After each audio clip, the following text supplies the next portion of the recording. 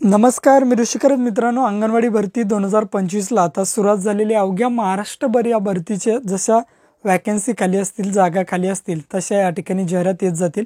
तुमच्यासुद्धा गावामध्ये जाहिरात आहे की नाही हे चेक करण्यासाठी तुम्ही डायरेक्टली समजा माझा बुलढाणा जिल्हा आहे तर buldhana.gov.in अशा प्रकारे वेबसाईट टाका. तुमच्यासमोर एक नंबरलाच वेबसाईट आहे, यावरती तुम्ही चेक करू शकता. भरती किंवा घोषणा म्हणून एक तुम्हाला ऑप्शन दिलेलं असतं. समजा तुमचा जिल्हा या ठिकाणी लातूर आहे तर तुम्ही झेडपी लातूर असं सुद्धा सर्च करू शकता. पहिल्याच पेजवरती तुम्हाला नोटिफिकेशन दिलेले असते, हायलाईट केलेले असते की येथील जाहिरात आलेली. आता या ठिकाणी बघू शकता कोणत्या जिल्ह्यामध्ये ही जाहिरात आलेली आहे, मदतनीसच्या किती जागा आहेत, सेविकांसाठी किती जागा आहेत, याची A to Z माहिती आपण या व्हिडिओच्या माध्यमातून बघणार आहे. तर मित्रांनो, व्हिडिओ नक्की तुम्ही शेवटपर्यंत बघा.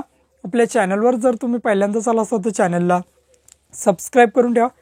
असेच नवनवीन व्हिडिओ आम्ही तुमच्यासाठी घेऊन येतो. जर तुम्हाला काही विचारायचं असलं तर व्हिडिओला कमेंट करा किंवा व्हिडिओच्या डिस्क्रिप्शन बॉक्समध्ये टेलिग्रामचा ग्रुप दिला आहे, त्यावरती तुम्ही अजूनही जॉईन झाला नसाल तर त्यावरती जॉईन व्हा. त्यावरती डायरेक्टली तुम्ही आमच्याशी बोलू शकता किंवा तुमचे प्रश्न आम्हाला विचारू शकता. नक्कीच आमची टीम तुम्हाला त्वरित प्रतिसाद देईल. चला तर या ठिकाणी व्हिडिओला सुरुवात करूया.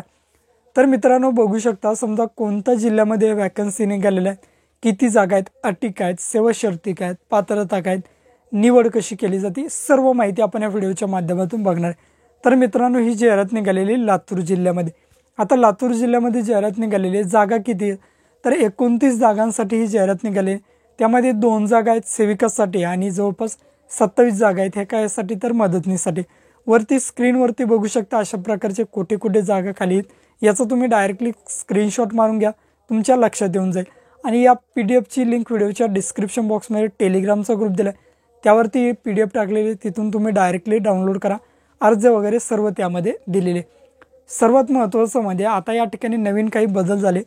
पूर्वी जर का बघितली तर अंगणवाडी सेविका असेल किंवा मदतनीस असेल यांची जी निवड होती ती निवड केली जात होती 10वी पासवरती. आता या ठिकाणी बदल काय करण्यात आला आहे तर ही निवड करण्यात आलेली आता 12वी पास. मग प्रत्येक जिल्ह्यामध्ये 12वी पासच आहे. कोणताही जिल्हा असू द्या, कुठेही ॲड येऊ द्या महाराष्ट्रामध्ये, ती 12वी पासवरच अंगणवाडी सेविका किंवा मदतनीसची होईल. हे झालं तुमचा एज्युकेशन क्रायटेरिया. दुसरं म्हणजे काय, तुमचं लहान कुटुंब असणं गरजेचं आहे. आता लहान कुटुंब म्हणजे काय, जर एखाद्या महिलेला 2पेक्षा जास्त अपत्य असतील तर या ठिकाणी ती महिला अर्ज करू शकत नाही, तेथेच त्यांचा अर्ज बाद होतो. त्यांनी नाही अर्ज केला तरी या ठिकाणी चालतो, त्यांचा अर्ज हा 100% बाद होतो. मग तुमच्या मनामध्ये आणखीन एक प्रश्न असेल की या ठिकाणी अविवाहित ज्या महिला आहेत किंवा मुली आहेत ते अर्ज करू शकतात, तर यस 100% अर्ज करू शकता. फक्त तुम्ही त्या ठिकाणी एक नवीन अट त्यामध्ये, ती म्हणजे काय, स्थानिक रहिवाशीची. तुम्ही तेथील स्थानिक रहिवासी पाहिजे, म्हणजे तुम्ही त्या तालुक्यातील रहिवासी पाहिजे तरच तुम्ही अर्ज करू शकता. समजा मी बुलढाणा जिल्ह्याच्या रहिवासी आहे आणि माझ्या एखाद्या समजा येथील तालुक्यातली जी स्त्री आहे ती दुसऱ्या तालुक्यात अर्ज करू शकते का तर नाही, दुसऱ्या जिल्ह्यात अर्ज करू शकते का नाही, तुम्ही स्थानिक रहिवासी तेथील रहिवासी असणे गरजेचं आहे. नंतरचा क्रायटेरिया बघा, तुमच्याकडे कास्ट सर्टिफिकेट असणं गरजेचं आहे. तुम्ही कोणते SC असू द्या, ST असू द्या, OBC असू द्या, तुम्हाला ज्या कॅटेगरीमधून फॉर्म टाकायचा त्या कॅटेगरीचं कास्ट सर्टिफिकेट तुमच्याकडे असणं गरजेचं आहे, अन्यथा तुम्ही फॉर्म भरू शकत नाही. मग हे कास्ट सर्टिफिकेट तुम्हाला काढायचं आहे कुठे तर साधारण 4 ते 5 दिवसाचा कालावधी असतो. तुम्ही स्वतःसुद्धा हे काढू शकता. 4-5 दिवसामध्ये तुम्हाला निघतं. तुम्ही डायरेक्टली काय करायचं आहे, जवळचं CSC सेंटर किंवा महाऑनलाईन सेंटरवरती जा, त्यावरती तुम्हाला तुमचं कास्ट सर्टिफिकेट काढून दिलं जाईल. त्याशिवाय तुम्हाला फॉर्म भरता येणार नाही. दुसरं म्हणजे काय, तुमच्याकडे डोमेसाईल सर्टिफिकेट असणं गरजेचं आहे. वय आदिवासी प्रमाणपत्र म्हणतो आपण, महाराष्ट्राचे रहिवासी आहोत, त्याचा पुरावा म्हणून तुम्हाला डोमेसाईल सर्टिफिकेट असणं गरजेचं आहे. ते सर्टिफिकेटसुद्धा तुम्ही महाऑनलाईन सेंटर किंवा CSC सेंटरवरती जाऊन काढू शकता.